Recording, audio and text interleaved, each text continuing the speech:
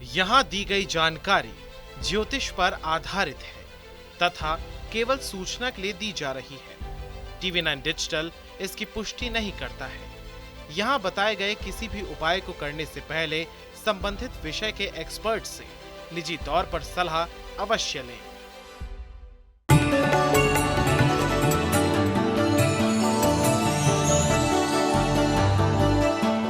नमस्कार, astro science में आपका बहुत बहुत स्वागत है। मैं हूं आपके साथ अनुभा सिंह और मेरे साथ हैं एस्ट्रो साइंटिस्ट गुरुदेव GD वशिष्ठ जी। सर, आपका बहुत बहुत स्वागत है। माता रानी खुशियां दे, सदा सुखी रखे। कहते हैं जिस जातक की कुंडली में राहु और केतु का दोष होता है उसका जीवन नर्क के समान हो जाता है। जिन लोगों पर राहु केतु की छाया रहती है, ऐसे में व्यक्ति जो भी काम करता है उसमें सफलता की संभावना बहुत कम होती है। यही वजह है कि लोग राहु केतु के अशुभ प्रभाव से भय खाते हैं। हालांकि कई बार कुंडली का राहु केतु शुभ प्रभाव भी देता है, लेकिन अधिकांश धारणा यही है कि राहु केतु की दशा बहुत अधिक कष्टदायी होती है।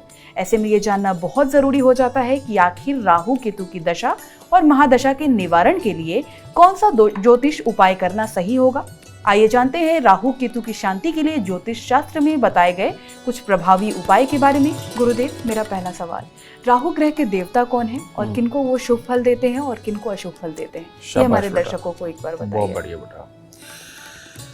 राहु देव ये जब जन्म कुंडली के अंदर शुभ होते हैं तो इनकी देवताओं के स्वरूप में हमारे को जो बताया गया वो होते हैं माँ सरस्वती। सरस्वती माँ का अगर आप स्वरूप देखें तो वेद पाठ भी वही करती हैं, वीणा भी वही बजाती हैं, यानी कि सुरीली आवाज़। और साथ में जो लोग कला के क्षेत्र के अंदर बहुत कुछ कर जाते हैं, जैसे लता मंगेशकर जी की कुंडली के अंदर काल सर्प दोष रहा।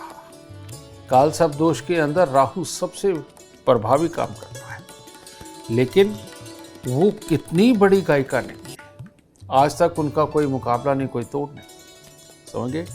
तो ये राहु के बारे में एक बात प्रचलित है कि राहु जिसे मारे उसे कौन तारे, और राहु जिसे तारे उसे कौन मारे।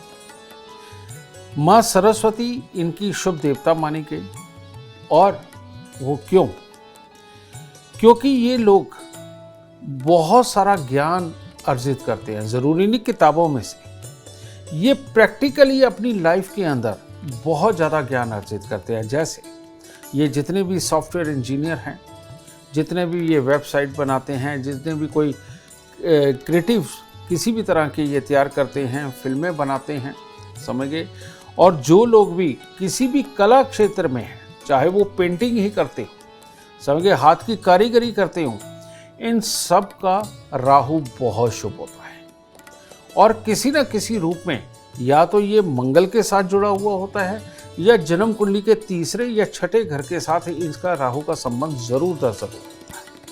और ये लोग सच में माँ सरस्वती की कृपा के पात्र बनते हैं। और आपने देखा होगा माँ लक्ष्मी की जब हम तस्वीर देखते हैं तो देखते हुए हम देखते हैं लेफ्ट हैंड के ऊपर माँ सरस्वती विराजमान है, राइट हैंड के ऊपर गणपति जी।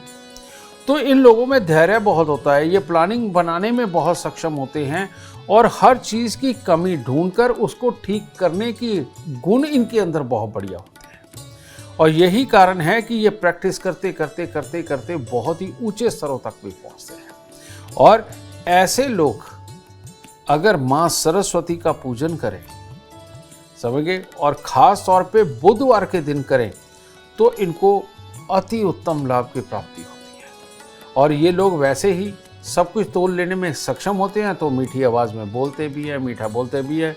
इन लोगों को दूसरे ग्रहों की वजह से कई बार घमंड हो जाता है, बस इससे इनको बचना चाहिए। यानी कि वो माँ सरस्वती की तस्वीर दिखाई ही इसीलिए गई है कि आपकी मधुर वाणी वीणा के सुरों की तरह निकलनी चाहिए, जो कि कानों के अंदर रस घोले, ना कि छाले कर दे, समझे। क्योंकि राहु आदमी का जब तेज हो तो इंसान बहुत तेजी से करता है जो भी करे। तो जब कामयाबी का स्तर पाने लगे, ये आदमी जितना मीठा, जितना पोलाइट हो करके लोगों को अपनापन जताने वाला बनेगा और तब उनसे काम लेने वाला बनेगा, तो ऐसे राहु जो है सरस्वती के रूप में इनके घर पर सदा वास करके इनके नाम, यश, दौलत को बहुत बढ़ाएगा और इनका नाम बहुत ऊंचा करेगा। तो एक तो ये देवता हो गए, दूसरे और है राहु के देवता, और वो है काल भैरव। और काल भैरव ये जो देवता हैं, ये राहु खराब के हैं। जो लोग हर वक्त चिड़े रहते हैं, गुस्से में रहते हैं, जिन्होंने हर वक्त कमी निकालनी है, जो घर के अंदर क्लेश का वातावरण बना के रखते हैं, जो लोग खास तौर पे ससुराल वालों के साथ लड़ना भिड़ना, उनसे हर चीज़ छीन करके लेने का जिनका मानसिकता बनी रहती है, बेटा इनका राहु खराब है। और जो मैंने दूसरा शब्द बोला ना कि राहु जिसे मारे उसे कौन तारे, ये वही लोग होते हैं। ये दूसरों की चीज़ों पे नज़र रखते हैं और इनको वही चाहिए होती हैं, ये अपने पे विश्वास नहीं होता। और ये लोग कड़वा बन के दूसरे के रास्ते में रोड़ा अटका के अपने आप को साबित करना चाहते हैं। तो इनको ये नहीं पता कि जितना आप दूसरों को दुख दोगे, आपका तो नाम ब्रांड सब मिट्टी में मिलेगा। ये चीज़ ये भूल जाते हैं। वो आज 2 दिन की सक्सेस मिल सकती है, लेकिन तीसरे दिन तो सब खराब होने वाला है।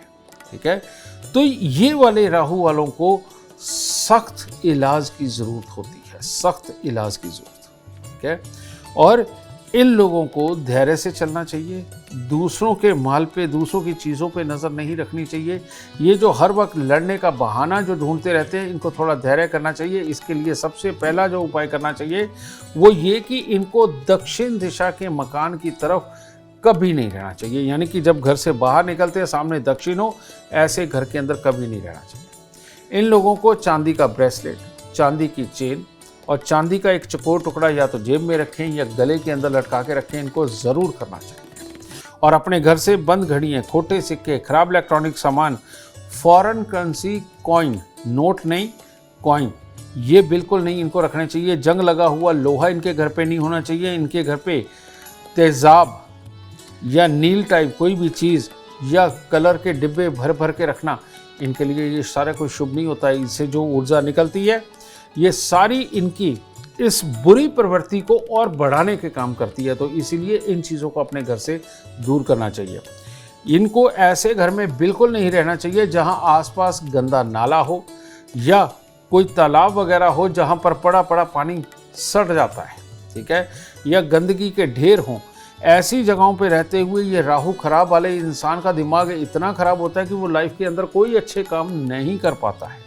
तो इसीलिए इन सारे माहौलों से बचना ये भी बहुत ज़रूरी है। और इसके साथ ही इनको भैरव मंदिर के अंदर शराब चढ़ाना, सरसों का तेल चढ़ाना, और जो अंग भंग भिखारी होते हैं जो मांग करके खाते हैं, बेटा इनको मिठाई का दान करते रहना इनके जीवन के रास्ते को शुभता की ओर मोड़ सकता है और इनको भी अपनी मेहनत से बहुत अच्छा कामयाब कर सकता है। तो इतनी यूनिक जानकारी सिर्फ आपको एस्ट्रो साइंस में मिल सकती है। गुरुदेव, मेरा अगला सवाल, अगर किसी के ऊपर राहु की महादशा चल रही है तो ये शुभ होगी या सभी के लिए अशुभ होगी? ऐसा बिल्कुल नहीं है बेटा। एक वो बड़ी पुरानी कहावत है, कहते किसी लिए माँ बादी किसी लिए स्वादी। यानी किसी के लिए उड़द की साबुत की दाल बहुत अच्छी है, हेल्दी है, और कई थोड़ी सी भी अगर खा ले तो बाई का दर्द उसके शरीर के अंदर घुस जाता है। ठीक है, इसी प्रकार से राहुदेव है।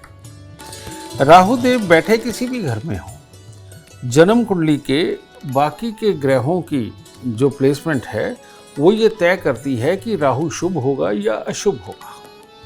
तो वो तो बहुत टेक्निकल चीज़ है, वो एक एपिसोड में आ भी नहीं सकती, लेकिन मैं सिम्टम्स बता देता हूँ। जैसे पहले घर के अंदर अगर राहु हो और राहु की महादशा आ जाए, अगर ये खराब होगा तो इंसान को स्वास्थ्य से संबंधित दिक्कतें लगी ही रहेंगी। पिता और भाई के साथ लड़ाई अक्सर होती रहेगी और आदमी चिड़चिड़ा रहेगा और किसी भी काम को करते हुए भी चिड़चिड़ा रहेगा। ठीक है, और अगर इंसान कोई बड़ा अफसर भी बनता है तो ऐसी अवस्था में शक और वहम की आदत होती है। ये अच्छे वाले राहु का है कि वो कामयाब तो होगा लेकिन शक और वहम की उसे आदत होगी।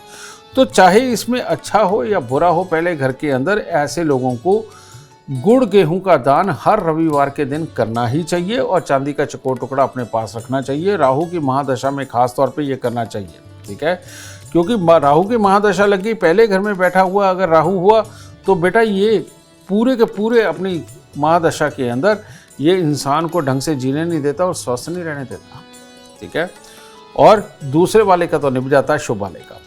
दूसरे घर के अंदर राहु बैठा हो और राहु की महादशा लग जाए तो इसका काम ही एक है, अगर ये खराब हो गया तो करना क्या, ये लोग यहाँ बैठे हुए राहु के प्रभाव से अपने शहर को छोड़ के भागने की तैयारी में होते। कारण ये कि पैसा ले लेके खराब कर करके इतना खराब कर चुके होते हैं कि दूसरे लोग इनके ऊपर हावी हो जाते हैं। फिर ये अपना शहर छोड़ करके भागने के लिए मजबूर कर देता है। इनके घर के अंदर खास तौर पे अगर नॉर्थ वेस्ट यानी कि उत्तर पश्चिम के अंदर टॉयलेट या किचन हो तो ऐसी अवस्था में तो ये राहु बहुत ही बुरे हालात पैदा करके घर में बीमारियां भी, क्लेश भी, आपस में हालात ख़राब भी, ये सब पैदा करता है। तो इसीलिए नॉर्थ वेस्ट के अंदर टॉयलेट या किचन बिल्कुल नहीं होना चाहिए। इन लोगों को हाथी को गन्ने ज़रूर खिलाते रहना चाहिए, तब अच्छा होता है, और हर रोज़ 3 किलो का दान देना चाहिए। तीसरे घर के अंदर राहु अगर खराब हो तो अपने ही भाई, यार, दोस्त, मित्र, पार्टनर बेटा धोखा देते हैं, आपको इस्तेमाल करते हैं और आपके पास पैसा भी नहीं बचता, बार बार कमाते हो, सिर्फ अपनी ज़रूरतों को पूरा कर पाते हो, फालतू खर्चा कोई नहीं कर पाते। तो इन लोगों को भी कुत्ते कौओं की सेवा करते रहना चाहिए, कुत्ता घर पे पाल लेना चाहिए ताकि राहु के प्रभाव को कम किया जा सके। ठीक है, चौथे घर के अंदर अगर ये महादशा हो और ऐसी अवस्था के अंदर अगर इंसान का आग जलाने का कोई धंधा हो जाए, यानी कि हीटर से या भट्टी से आग जलाना है, तो ये बहुत बुरा फल देता है। बार बार घर के अंदर टॉयलेट और घर की दहलीज वगैरह तोड़ के बनाना या टॉयलेट के जो गड्ढे होते हैं उनको बार बार बनाना, ठीक करना, ये बहुत ख़तरनाक होता है। तो इन लोगों को इन चीज़ों से परहेज़ करना चाहिए। ज़रूरत भी पड़ी है तो एक बार करवा लें, एक बार लग के सारा करवा लें, बार बार ना ये करवाएं, टेम्परेरीली काम ना कराएं। और आग जलाने का धंधा नहीं करना चाहिए और प्रवचन देने का काम बिल्कुल नहीं करना चाहिए, और ये आसानी से काबू में आ जाते हैं। 7 बुधवार 400 ग्राम धनिया साबुत जल प्रवाह करने से ही इस रोग को काबू में किया जा सकता है। 5वें घर के अंदर अगर ये दशा हो तो बेटा ये ज़्यादा खतरनाक होता है। ये बच्चे की पैदाइश यानी कि बार बार मिसकैरेजेस वो होते हैं या स्वेच्छा से इंसान अबॉर्शन करवाता रहता है अपने जीवन साथी का, और ऐसी अवस्था में पिता के साथ में बनना, औलाद के साथ बनना, इन सारे हिस्सों के अंदर दिक्कतें बनती है और इंसान डिप्लोमेटिक होने की कोशिश करता है लेकिन नेगेटिव वे में, पॉजिटिव वे में नहीं, और घर में बीमारियां रहती हैं। तो इसीलिए चांदी का ठोस हाथी घर में रखना, घर की दहलीज के ऊपर चांदी का पतरा लगवाना बहुत ज़रूरी होगा। और छठे घर के अंदर ये तो वही हालात हो जाते हैं कि अगर ये खराब हुआ तो ससुराल, ससुर और अपने कामकाज, नौकर, ये सब मुसीबत का कारण बन जाते हैं। और अगर ये अच्छे हुए तो इंसान को विदेशों की यात्रा, दूर दूर की यात्रा, कामयाबी की यात्रा, ये सब करवाते हैं। तो इनके लिए छठे घर का अगर महादशा चले राहु की तो कोशिश करें हर बुधवार को नीले फूल, किसी भी प्रकार के नीले फूल माँ सरस्वती के चरणों में चढ़ाते रहे। ये राहु आपको अच्छा फल देगा। और काले गॉगल्स लगा के अपना शौक बना लेंगे, ठीक है, वो लगा के रखे, राहु यहाँ पर काबू रहेगा। गुरुदेव, मेरा अगला सवाल, आपने राहु के छठे घर का हाल तो बताया, एक बार हमारे दर्शकों को 7वें घर का हाल बता दीजिए। जन्म कुंडली के अंदर राहु 7वें घर में हो और राहु की महादशा आ जाए और इंसान के जवानी के समय में आ जाए, ये बहुत ही खतरनाक होती है। इसमें आदमी चाहे राहु अच्छा हो या बुरा हो, इंसान को पैसा बेहद खर्च करने की आदत पड़ती है। आदमी हर तरह का विपरीत लिंगी, चाहे वो रिश्ते में हो, किसी भी रिश्ते में हो, उसके ऊपर नज़र रखने वाला बन जाता है और मौका तलाश करने वाला बन जाता है। ये सबसे खतरनाक राहु है और जन्म कुंडली के 7वें घर के अंदर ऐसा इंसान जिम्मेवारियां सबकी निभाता है, सबके लिए अच्छा करता है और सबके दुख सुख में काम आने वाला, सबका वैसे काम आने वाला, लेकिन ये उसका वीक पॉइंट होता है। यही कारण होता है कि बहुत सारे लोगों का जब इस तरह का कोई कर्म सामने आता है तो आदमी सरप्राइज होता है कि इससे तो ये उम्मीद की ही नहीं जा सकती थी, लेकिन ऐसा होता है। इन लोगों को अपनी पूरी राहु की महादशा के अंदर बेटा हर साल 7 नारियल पूजा वाले जल प्रवाह करने चाहिए। 16 लीटर के पीपे में गंगा जल, टिन के पीपे में या स्टील के कंटेनर में गंगा जल भर के 4 चांदी के चकोर टुकड़े डाल के कली का टांका लगवा के अपने घर के अंदर रखना चाहिए और चांदी का चकोर टुकड़ा अपनी जेब में रखना चाहिए। राहु 8वें की महादशा ये सबसे गंदी होती है। इसके अंदर आदमी जितना बेईमानी से पैसा कमाता है उतना ही लुटता है, उसका 8 गुना होकर के निकलता है। यही कारण है कि ये आदमी थोड़ी देर के लिए तो किसी से बेईमानी करके पैसा कमा लेते हैं, बाद में जड़ से बर्बाद हो जाते हैं।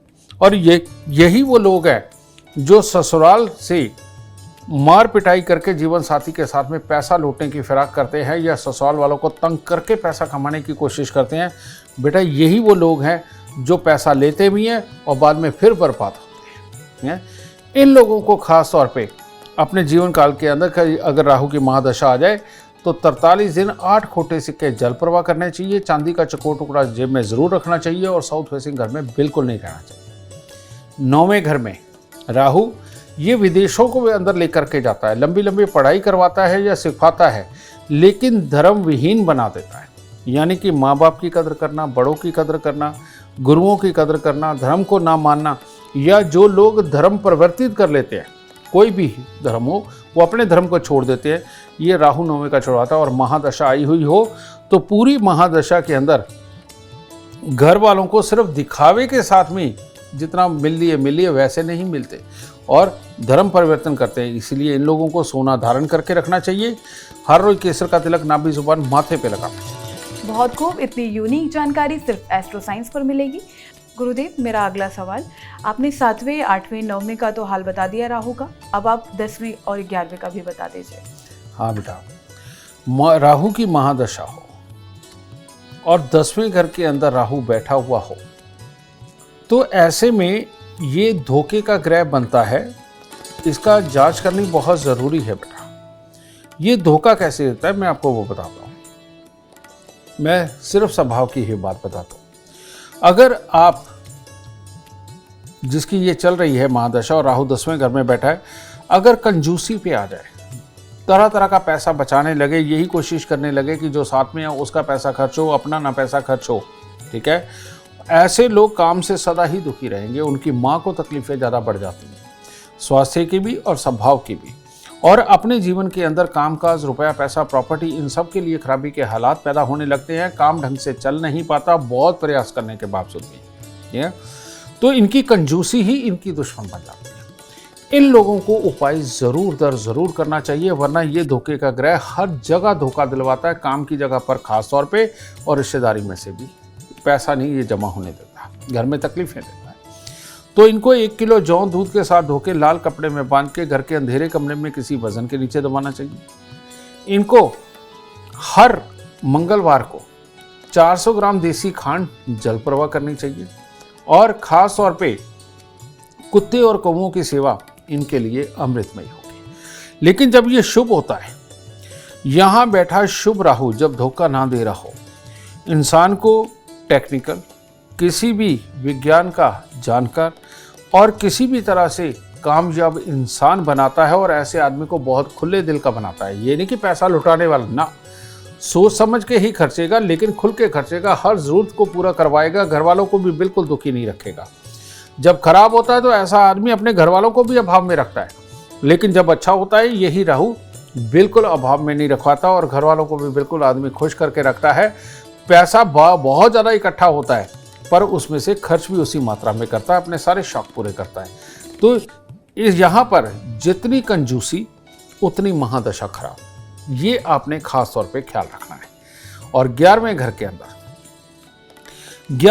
के अंदर ये यहाँ पर महादशा हो, बाप और दादा इन दोनों का तो ये दुश्मन बन जाता है। इन दोनों के सुख छीनने का काम करता है, अपने ज्ञान को छीनता है, अपने लाभ को छीनता है, शरीर के अंदर बीमारी, बच्चों को बीमारी, समझिए, और अपनी मानसिकता में बहुत ही खराबीपन ये सब पैदा कर देता है।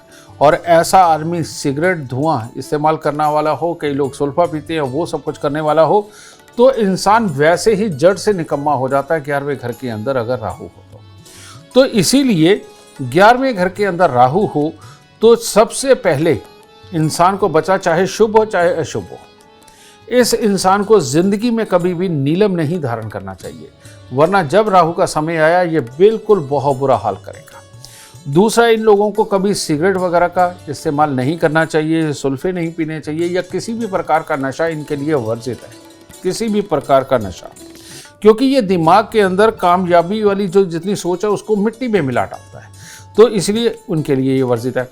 इन लोगों को सोना तन पे धारण करना चाहिए, हर रोज केसर का तिलक नाभि जुबान माथे पे लगाना चाहिए। जो सोना नहीं पहन सकते पीले रंग का धागा ही पहन सकते हैं। और इन लोगों को 4 नारियल पूजा वाले लेके उसके ऊपर सरसों के तेल का तिलक लगाकर काले तिल लगा करके हर साल समझे इनको या तो शनिदेव मंदिर में देने चाहिए या इनको जल प्रवाह करने चाहिए। और यहाँ शुभ हो तो इंसान को मालोमाल कर देता है, अपने दिमाग की तिगड़ में ही इतनी शानदार देता है कि इंसान के पास किसी चीज़ की कोई कमी नहीं है। गुरुदेव, मेरा अगला सवाल है, आपने 10वें 11वें घर का हाल तो बता दिया, लेकिन हमारे दर्शकों को 12वें घर का हाल भी बताइए। राहु 12वें में सबसे ज्यादा ताकत लेकर के बैठता है।